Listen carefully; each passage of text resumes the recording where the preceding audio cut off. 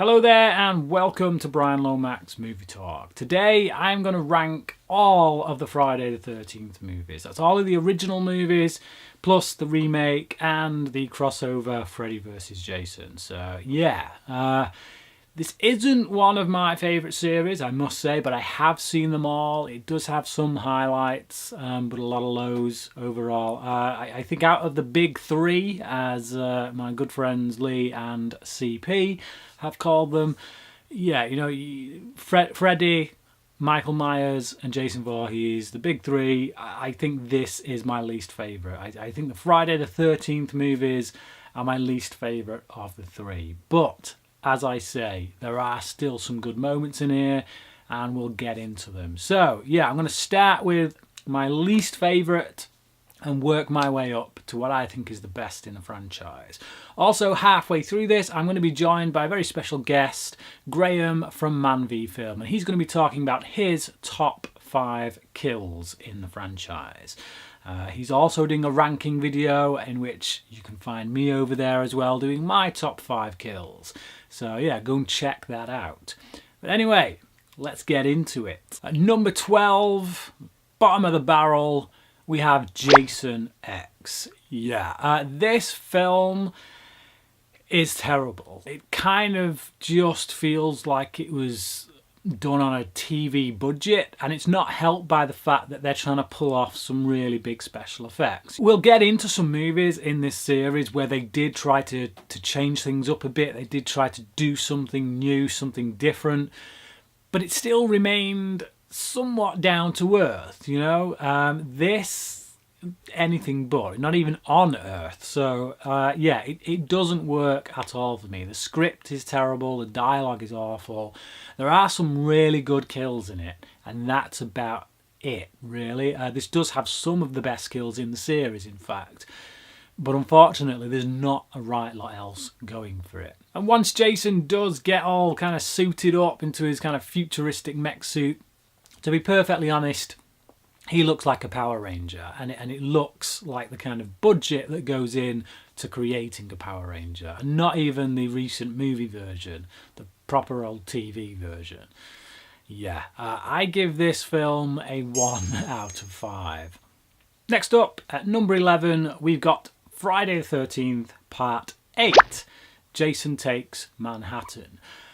Although he doesn't take Manhattan, he takes a boat to Manhattan, and we see kind of like the last 10 minutes of the film where he's actually in Manhattan. All the stuff on the boat is pretty dull, to be perfectly honest. There's a lot of just meandering, a lot of kind of dark, dank environments, characters we really do not care about, literally just cannon fodder, or Jason fodder in this case. Yeah, no one really to root for in this film at all.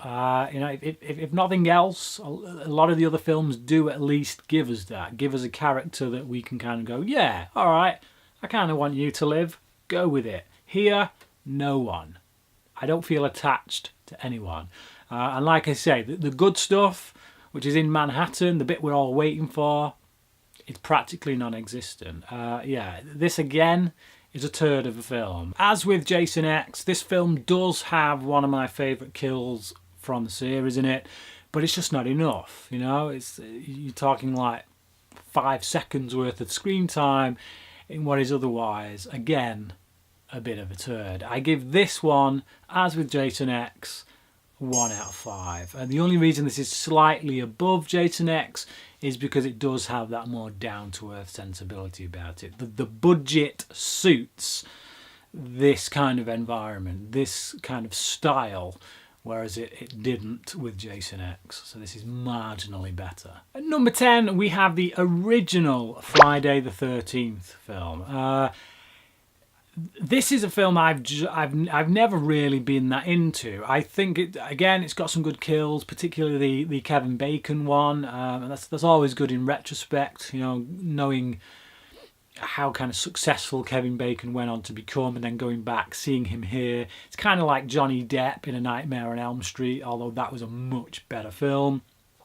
This basically is just it's a knockoff of so many other films. There is nothing really original about this movie. You know, I do like the fact that they go with the route of having a female serial killer. You know, that, I mean, it's a nice surprise at the end, but that's really about it. Some good kills, but it doesn't look good, you know? It doesn't have particularly much artistic merit. It's shot on a shoestring. Literally, they had the title before they had the film, and they did that because of the success of Halloween, you know? So they wanted to cash in on that success. And this film kind of reeks of that. It reeks of a cash grab. Now, I think it does what it does quite well with a lot of efficiency, but yeah, totally unoriginal and really bad acting, really bad dialogue. It's quite surprising, to be perfectly honest, that it was ever as successful as it was and that it spawned so many sequels.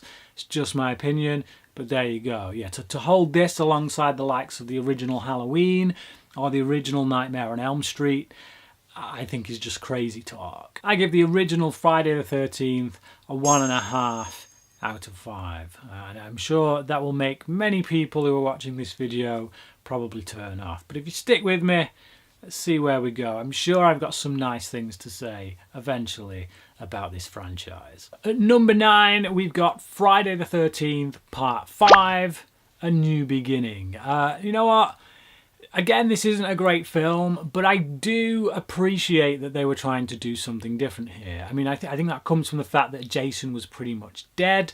At this point, they probably didn't think that bringing him back was the most likely way to go, so they tried to change things up a bit, you know. And what I like about this film is that it does become something of a murder mystery, a whodunit. You know, we don't know who is behind the mask. Is that Jason? Has Jason actually come back? Or is somebody else doing like a copycat version? I know a lot of fans don't like this film because at the end it is revealed that it's not Jason, and it is someone else. But I'm okay with that. You know, I think a lot of people really like Halloween 3, Season of the Witch. And, you know, the series was going to become something different, kind of like an anthology series. And I think here as well, we kind of get that vibe in which, you know, they could go somewhere else with it. They could do something different with it. And I think a lot of people by this point had just become too attached to the character of Jason Voorhees. And as a result of that, they don't really like this film. But you know what? I think it's got some good kills. I think it's got some good humorous moments in it. It's not particularly well written. It's not particularly well acted. But it does have a bit of mystery about it, you know, and we do actually get this character, Tommy, who is a holdover from Part 4, someone that actually kind of becomes something of a main character for the series, a Laurie Strode of the series, if you want to call him that, for want of a better term. Nowhere near as good as, you know, Jamie Lee Curtis in that role, but yeah, it gives a hook to the series that is just something other than Jason Voorhees, you know, that allows you to think that actually maybe someone will survive. Yeah, like I say, not a great film, but I do like that they attempt something different. I give it a 2 out of 5. At number 7, we get Part 7, The New Blood. Again, this is another one that I place higher than the original and the others I've mentioned, because I do feel like it tries to do something different. I think it does have a little bit of an influence from the likes of other franchises such as Nightmare on Elm Street. You know, I think around this period, telekinesis and all that kind of stuff was kind of being quite prominent in a lot of horror movies. And they use it here, you know. This franchise can never be accused of being original. But what's important is, what does it do with that idea? And I do kind of like what they do. They also have a kick-ass explosion at the end of this film, which for some reason floats my boat. I do love a well-orchestrated explosion. I don't know, it's one of them things, just deal with it. I like that they try and do something different. We have this main character, again, someone I feel like I can root for, you know, this girl. We have a typical kind of douchebag doctor character. You know, you always get that douchebag character you want to see get killed. Again, as with all of these films, the performances aren't great, the script isn't that great, it's kind of filled with plot holes and things that don't quite mesh with previous installments, but you just have to kind of brush that all to one side. It is mildly entertaining, but again, doesn't particularly hold a lot of artistic merit. I give it 2 out of 5, but I do think at this point, from here on out, everything after this, I can say is definitely within the entertaining bracket, this included. Still only a 2 out of 5 for me though. Number 7 is Friday the 13th Part 3, and this is the one where Jason gets his hockey mask. In Part 2 he had the sackcloth, kind of the Town That Dreaded Sundown vibe about it. You might say rip-off, but hey, you know what? It kind of cements Jason, I guess, as an icon of horror. Whether the film is any good, well, it's not, quite frankly. It's a bit boring in parts. It does have a lot of crazy kills. It does have some wacky characters that are both annoying but entertaining at the same time. Most of what I remember about this film is a barn. It feels like too much of this film's running time takes place in a barn. And I remember the first 10, 15, maybe 20 minutes being really dull. But once Jason starts picking off this core group of teenagers that are around this barn, that's when I think it steps up a gear, becomes really entertaining. And I think the guy who plays Jason in this is really good as well. He's got some really good physical presence. There's particular scenes where he's running towards people or walking towards people very fast. And I just think he's got that creepy vibe that Jason needs. The last half of the film is certainly better than the first half, but when everything starts kicking off, it gets quite entertaining. I give it a 2.5 out of 5. Which brings us to the halfway mark. So before I count down the final 6, my top 6 in this franchise, I want to hand you over to Graham from Man v Film, and he's going to talk to you about his top 5 kills. Over to you, Graham. Hi, I'm Graham from Man v Film, and Brian has very kindly allowed me onto his channel where he is doing a top 12 of the Friday the 13th series to give you my opinion on the top 5 kills that this series has to offer. Now, these deaths are something that we really look forward to in these horror series, and it's different people like different things. Some like the extreme gore, some like the really quick violence. I like the kind of fun kills in my series, the ones that are just pretty much unrealistic but make you kind of laugh and go at the same time, and there's a lot of these in the Friday the 13th series. So I want to give you my top 5, and let me just tell you, it was really hard to cut it down to just 5 kills in this. I could easily have done a top 25, top 50, but no, I've managed to whittle it down to my top 5, and no doubt I will change it tomorrow, but for this very moment, right now, here they are. So starting off at number 5 is from Friday the 13th Part 4, the final chapter, and it is Crispin Glover's death in this. In any other movie, he would be your lead character. He's the one you kind of spend most of the time with. He seems like a bit of a lovable loser, and you're waiting for him to come good and save the day. He doesn't quite get that. While looking for a bottle of wine, he gets a corkscrew to the hand, pins him to a counter, just in time for Jason to slam a machete or meat cleaver right into his face. It's horrific, it's terrible, and there goes a character that we really kind of liked and were attuned to. And that's not all. While he's dead, he gets nailed to a door frame as well, just for good measure. It's particularly nasty, it's particularly gory, and it's one of the sort of ones that I felt when it actually happened on screen. It's one of the characters that you missed when they died. Hey, Ted, where the hell's the corkscrew?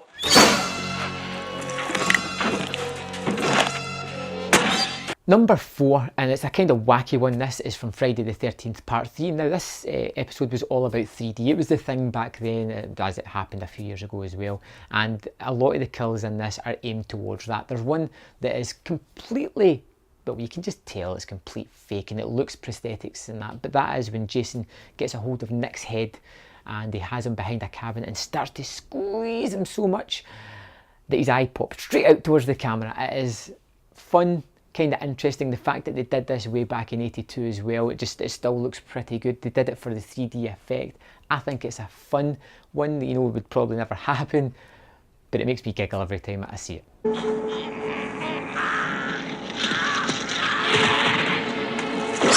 Number 3, in Friday the 13th Part 7, The New Blood, one of my favourite kills, and probably on everybody's list at some point I would imagine, is the sleeping bag kill. I like this idea of killing somebody, tying them up in this bag that's supposed to keep them warm and help them survive the cold night, and Jason just picks it up, sheer frustration, and just hits it against a tree with all his force for it just to fall in a bloody clump. It's more the idea than this one that rather than the gore. It just sounds, looks, feels horrific. You can just, oh, the thud, everything. I think it's a kind of fun one as well. We've seen the character starting to do things a little bit wacky, and I like where that's headed in this series.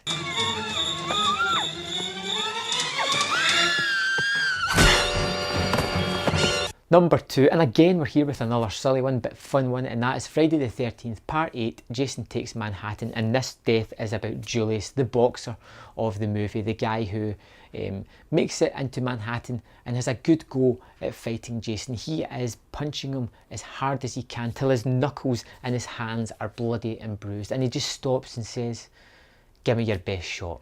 And Jason does, completely taking his head clean off, but not only taking it off, throwing it off the top of a building with that punch, straight into a dumpster and closing the lid. It's wacky, it's strange, it's terrifically fun. I love it. It doesn't make a lick of sense, but this is the kind of things that I really like in this series. Terrific kill.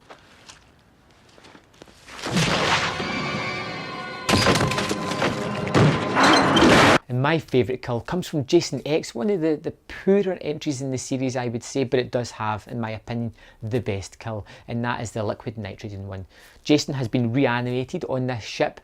He gets the girl that's kind of doing a almost autopsy, or can you call that when the person's not really dead? He grabs her, takes her over to the liquid nitrogen, puts her head in the water. You see it freezing up, takes it out, and smashes it against the counter, exploding her head. I think it's thoroughly inventive, really fun, wacky. I mean, not everybody's got like a vat of liquid nitrogen lying around, but you know, it's fun, makes sense in the movie, and it's my favourite kill. Every time I see it, it just warms the cockles of my heart.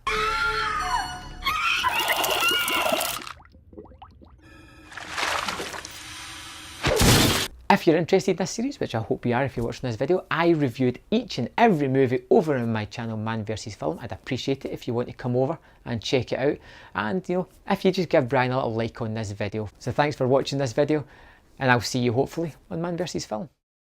Thank you, Graham, for that. Yeah, please do check out his ranking video over on his channel. It's gone live the same time as mine.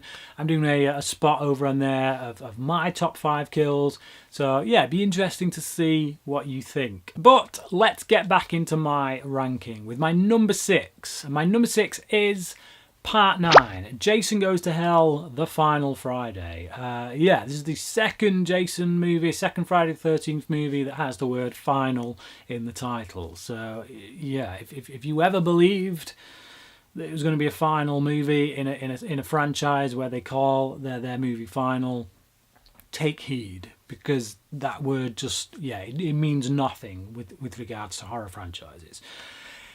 A lot of people are probably looking at me now like I'm a crazy person for putting this so high up on the list.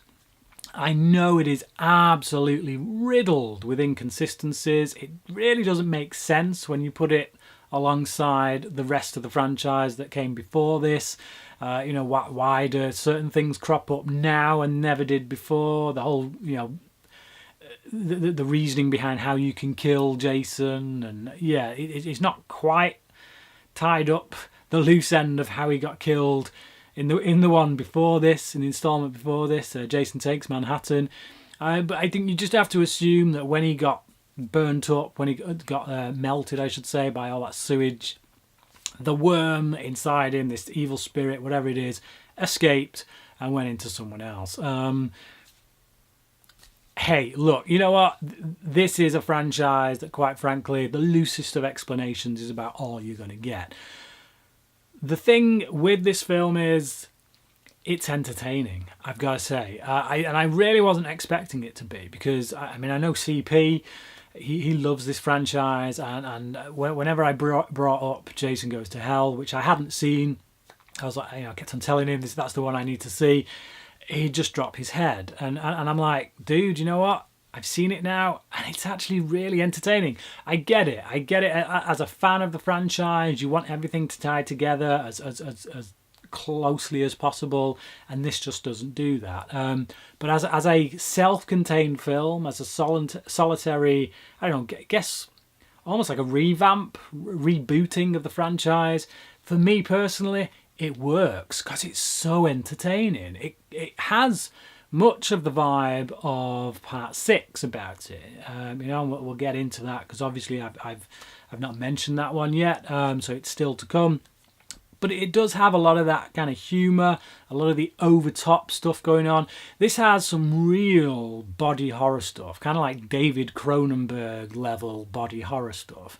So if you want to come to this franchise for the gore, this is probably the one to come to. I think it's probably the goriest out of the whole franchise. There's just some real sick stuff that happens in it, particularly with the worm that comes out of Jason's mouth. And again, this is one where we don't really get the proper physical embodiment of Jason until the end of the film. We see all these people who, for whatever reason, like, become Jason. We have the scene in which this guy eats Jason's heart. A lot of people say, why would he do that? My explanation is that at that particular moment in time, he was possessed. Some kind of demon possessed him to do it. It doesn't make sense. That's the point. But can you be entertained by it? And my answer is yes, you can. This film is pretty entertaining. It's not good. Don't get me wrong. It is not good. But it is entertaining. And I give it a 2.5 out of 5. Number 5 is Friday the 13th, Part 2. So this is the one in which Jason is kind of properly introduced. We do see him kind of briefly at the end of the first film. It's still not a good film. I'm sorry. This really isn't my franchise. But I have seen them all, and I just want to give my thoughts. It's not a good film, but it is. Again, it's entertaining, and I can go along for the ride, and there's enough here to keep me engaged. It does have some pretty good kills, and I do like the mythology around Jason. The backstory with his mum in the first film leading to this, and I like that in this film, at any rate, it does feel like maybe he could be killed. It doesn't feel like supernatural at this stage. So, yeah, I like it. I like the sackcloth kind of mask that he wears. It kind of has a real down and dirty feel to it. And there's some pretty creepy stuff as well. Like when they find his house, his little hut out in the forest, and you can see that he's been living there, and it's just gruesome, really grim. Not a place anybody would want to live. It's got some good stuff in it, some good elements. I think from a visual standpoint, it's certainly better than the first film. I think you can tell they've maybe put a bit more into it, a bit more money's gone into it. Maybe someone behind the camera who knows a bit more about what they're doing. It's visually better. Still not, we're not talking Stanley Kubrick here, but yeah, there's enough here to warrant the watch and maybe even a rewatch. If you like slasher movies and you want to see like those original kind of 80s group of films that kind of got the genre going, then this is definitely a must see, I think. Again, I would still only give it a 2.5 out of 5. And number 4, we have Part 4, The Final Chapter. Yes, so this was the other film I was talking about that had the word final in the title. And I gotta say, this is the first film in the franchise that I would call a genuinely good film. It's a good slasher movie. It's got some good kills, has this central character of Tommy, who we kind of follow, who becomes our main protagonist, well, throughout this film and the next two after. And I just like it. I think from a visual standpoint, they definitely up the ante. There's some really cracking visuals, particularly during a stormy sequence in which it's raining and Jason's going about his business. Some slow motion stuff going on. And I just think from an artistic standpoint, from a camera work standpoint and production design and that, it just really ups the game from the previous 3 films. It's not particularly doing a right lot in the script department that we haven't seen before. You know, we're still contained to a woodland location in which Jason's picking off these people, but I just feel it's done in a much more artistic way. I feel, like I say, it ain't Citizen Kane, but it's good. When you want to find a slasher film, you know, when people talk about slasher movies and you want an example of it, I would say this is definitely a good example. And it's the first time in the franchise that I can honestly say they've made a good film. I give it a 3 out of 5. I like the character of Tommy.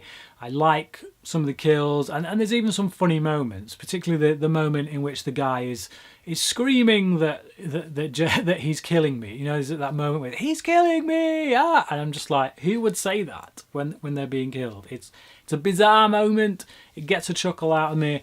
But there's also something rather twisted in that as well, in what's going on there. The film also has Crispin Glover in it. And let's face it, Crispin Glover always brings something to anything he's doing. Even here, you know, the role is a bit of a thankless one, but it's Crispin Glover. Who doesn't want to see that? Number 3 is Freddy vs. Jason. Yeah, this is a film that was talked about for an awful long time.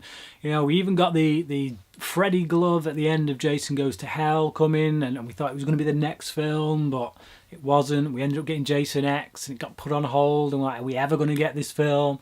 Somehow, miraculously, we eventually got it. And you know what? It is really entertaining. You know, there's some really stupid stuff in this, like the almost kung fu fight scene that goes on at the end, but by that point you just don't care. Seeing these two together, seeing them go at each other, and seeing them kind of exist within the same world, it's just something, I don't know, just pleasurable about that. They're just this like kind of shared universe. I like the way they bring the characters together as well. I like that, you know, Freddy's trapped in hell and he's using Jason almost as a puppet to bring him back. And yeah, just some really good kills in it, which is kind of what you want from this film. Some pretty good moments of comedy, some humorous moments, but also quite a good setup with these teenagers. You know, the ones when they're kind of discovering things and finding out what happened with Freddy and what's been covered up. I like that stuff, you know, and I can't remember the name of the actor who plays the main lad in it, but I thought he was pretty decent as well. There's a few annoying characters which you're bound to get with a slasher movie like this, but you just can't beat the idea of seeing these two, you know, get together. When you look at horror franchises, if you're a fan of slasher movies, it's like the Avengers, you know, it's like seeing the Avengers get together for the first time. Probably not on that kind of level for me, because obviously I'm a big comic book movie nerd. I'm more inclined to go with that kind of movie than this, but it's still, you know, even I can't help but get somewhat excited by seeing these two horror icons go together. I just really love it if they could have brought Michael Myers in as well, but hey ho. Yeah, I give this film a 3 out of 5. I think it's quite visually tasty to look at. I think Ronnie Yu, you know, he knows what he's doing. Again, he's not top tier filmmaker, but he still brings enough to this to make it quite stylish and very entertaining. And number 2 is Part 6, Jason Lives. This is the first Friday the 13th movie that I ever saw way back when. I had a friend who kept on banging on about these movies. You know, he's a really big fan of the franchise, and so I went over to his and we sat down and we watched this. And to be quite frank, I didn't know what I was watching. It got me intrigued enough, and it was certainly entertaining. And I do think overall this is probably the most entertaining film in the franchise, because it doesn't take itself too seriously, but on the whole it does respect the franchise. You know, it respects the fans, it gives them what they want, I think, but it does it in a way that injects humour into it. It's got some really wacky kills in it, I must say. I think about the guy getting kind of peeled over backwards, ouch. But yeah, I really like this one as far as this franchise goes. I could stick this one in any time and watch it. You know, it's not got grade A level performances in, but it's just funny. It's amusing, but it's also sick and twisted. It's almost like a loving parody. Like, you know, it's not a parody that's taking the mick out of the franchise and people who like it. It's a parody that's kind of like, you know, you're in on the joke. You get it, and yeah, for me, it's brilliantly handled. I think the director who came in to work on this film, he understood something. He understood what you had to do with this franchise in order to stop it from feeling stale. Because by this point, let's face it, it was going pretty stale. And I think he came in and injected something into it that it really needed, to be honest. Yeah, I give it a 3 out of 5, and I do think it's genuinely a good, entertaining film. And so, as you can probably guess, given that it's not yet appeared on this list, I'm sure many of you are quite shocked as well. The 2009 remake, Friday the 13th, is my favourite film in this franchise. You know, what can I say? I think that this film is very underrated. Again, it's not a classic, but it understands the franchise, I think. It understands what they're dealing with. And I like the way it kind of takes elements from many of the films and puts them in to tell this new story. You know, the first 3 Friday movies are kind of incorporated into this. They do a good job. It's got typical characters that are douchebags. One in particular is a full-on douchebag. And a lot of people kind of point that out, but I think he's meant to be, you know, and I think the filmmakers know that, and they play it to the hill. They play this guy up to the hill to be a complete grade A douchebag. And because of that, it kind of becomes entertaining. He becomes a bit of a joke, you know, in a good way, I think. But yeah, I like Jared Padalecki, I think his name is, from Supernatural. I think he makes for a character that I can warm to. You know, he's looking for his sister. And there are some genuine surprises as well in this film. You know, there's one particular character towards the end of the film. I honestly thought she would survive, and she doesn't. She gets killed. That really kind of took me by surprise. Some really brutal kills in this as well, particularly at the beginning, around this kind of forest campfire. And I just think that this film also gives us the best Jason. I can't remember the name of the actor who played him here, but out of all the people who played Jason, I think he's the best. A lot of people would say Kane Hodder. I disagree, to be honest. This guy's just like a freight train. You know, he has power. He's almost like the embodiment of power, and I would not want to see him marching towards me. Yeah. For me, none of the films in this franchise are particularly outstanding. I think it's a guilty pleasure franchise. There's definitely entertainment value to be had. And I just think that this film takes all of those elements that we've kind of come to know and love and expect from all these films, and it solidifies them into a film that I feel is very watchable. Definitely the most artistically shot of the bunch. So yeah, I give it a 3.5 out of 5. The best of the lot. And I know a lot of people would disagree with me there, especially the purists, the ones who probably don't like this film at all. But what can I say? You know, not a huge fan of the franchise. For me personally, my favourite of the big 3 is Michael Myers, though I think Nightmare on Elm Street has the best set of movies overall on it. If you average out the scores, this franchise being at the bottom of that pile. Like I say, there are films in here that I can definitely watch again just for entertainment value, but I'm not going to kid myself and think that they're anything spectacular in the artistic stakes. So yeah, there you go. That is my ranking of the Friday the 13th franchise. Don't forget to go over and check out Graham's ranking over on Man v Film. And tell me what you think of my choices. Comment down below, let me know your thoughts, and until next time, crack in.